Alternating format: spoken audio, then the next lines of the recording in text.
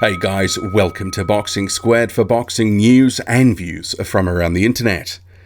The New Zealander Joseph Parker has advanced to 25-2 after stopping Alexander Flores in the third round of their fight in Christchurch, New Zealand. It was a good stoppage, but this fight wasn't without controversy. There were a number of low blows, and one of them landed immediately prior to the first knockdown in the third round. But overall, Parker, a very good performance. He looked more aggressive in there, he was going after it, but it was competitive in spots, and Alexander Flores clearly came to fight. Round 2 was a decent round where Flores actually was firing back some of his own work. It wasn't all Parker's way, although Parker was landing, the better of the work. But we'll go through this fight in a little bit more depth, but also we'll talk about Junior Fa because he was on the undercard. He fought an Argentinian, blew him out in half a round. So both these guys, these two New Zealanders who are on a collision course of sorts, potentially going to fight each other next year or even the year after, they've had good wins here and they need to move on to 2019. They've got bigger fish to fry. But we'll start with the main event. Joseph Parker and Alexander Flores. First round, a bit of a feeling out round, wasn't too much action early on. Towards the end of the round, Parker started to warm into his work and he actually started to land a few shots. But, Flores, he was proving to be a capable opponent. He just wasn't letting Parker have it his own way, but it was a Parker round. Round 2, there was more aggression from Parker. He landed a number of good body shots in this round, but Flores, he was also firing back when Parker was getting in close, trying to land some of his work. There was a decent flurry of punches between the two, a good exchange where both landed some work. Parker looking very aggressive, looking very deliberate, and actually looking pretty good on the inside when he was working on the inside. And he landed a number of good body shots, a couple that looked to have potentially hurt Flores to some degree.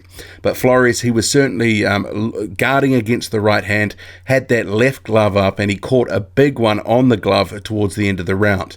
And there was actually a low blow near the end of this round, and Parker was warned to keep his shots up. And the low blow becomes important because in round 3 there was another couple of instances, and one of them actually happened immediately prior to the first knockdown. There was a low blow and then Parker came with a left hook. Flores avoided it, but then a right hand down the pipe clipped Flores and he was down to the canvas, complaining bitterly about the low blow. But the fight continued, he beat the count, and then it was pretty much all over moments later. Parker took him out. There was about 7 punches landed, mostly right hands and left hooks, and Flores, he was down on the canvas, very heavy. It was a very good knockout from Joseph Parker.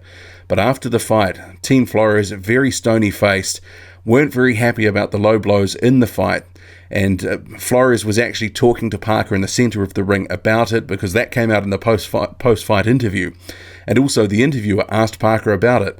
But he effectively said, well, I'm the fighter, it's up to the ref and all that sort of stuff. And he said that in that exchange with Flores, Alexander seemed to think I hit him low 3 or 4 times. I thought I hit him low once. That's the fight game. But certainly Parker, he did hit Flores, low at least 3 times, possibly 4, and one of them was just before the first knockdown. But the finish itself, it was a very clinical and decisive finish. Flores, he was down heavily, seemed to hit his head on the canvas, and he was out of there. It was waved off. Joseph Parker, he looked very deliberate in here. There was a bit of pent-up aggression. You could tell that he was looking to go after Flores. He was landing some hard and telling body work. But it's one of these fights where, we didn't really know how good Flores was, and ultimately he was taken out in the third round. But actually in spots there, it was competitive, and Flores potentially came slightly better than advertised, but it's hard to say because we didn't really know where he was at. And whether Joseph Parker has more power now, well, that's also hard to say because potentially we need a better barometer in terms of an opponent. But in terms of the low blows, that is the sort of controversy that is sort of sticking with this.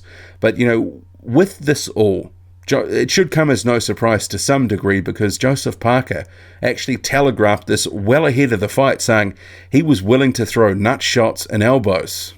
Being nice outside of the ring and then being nice in the ring, it doesn't work. So if I have to punch him in the balls, I'll punch him in the balls. If I have to elbow his face, I will. Now this will be, it's not. Now it's not about talking about it. It's gonna, I'm gonna be about it. So, come fight night, it'll be If he tries to do any dirty tricks, I'll counter with some dirtier ones. And to some degree, Joseph Parker is right. It's up to the referee to control it, and it was probably getting near the territory where, if the fight had continued and the low blows had have continued, that he may have got a point taken. So a little bit of controversy here, but it doesn't take away from the headline result. Alexander Flores was taken out in 3 rounds by Joseph Parker. Joseph Parker moves on to a 2019. He's firmly in a rebuild mode now. There's been some talk about him going after Dillian Whyte again, but I don't see that fight happening for some time until after Dillian Whyte has had a big fight, a title fight. Right now, Joseph Parker really isn't on the radar. And also, he's very high risk for Dillian Whyte. He proved he could almost take him out, almost stopped him in the 12th round of their fight back in July. But for Joseph Parker, it was important to get a win here tonight against Alexander Flores. Flores may have been lightly regarded by the public at large because, obviously a bit of an unknown. But Parker still needed to go in there, do his job, look good, show some things, and get the guy out of there. So it's no surprise what happened, but he did do what he was meant to do. So 2019, hopefully they will be able to secure some opponents. There's talk of him going back to the UK, possibly to the United States. Well, it's a bit of a TBC on the opponent front, but hopefully it will be a step up from Alexander Flores. We didn't really get to see what sort of class Flores was, but he looked good in spots there. Obviously, his team very unhappy with the low blows. Potentially, they will say that changed the fight, and perhaps it did, but we can't get that one back. But Joseph Parker was relatively clinical tonight. The body work was good. The aggression was good. He looked decent on the inside.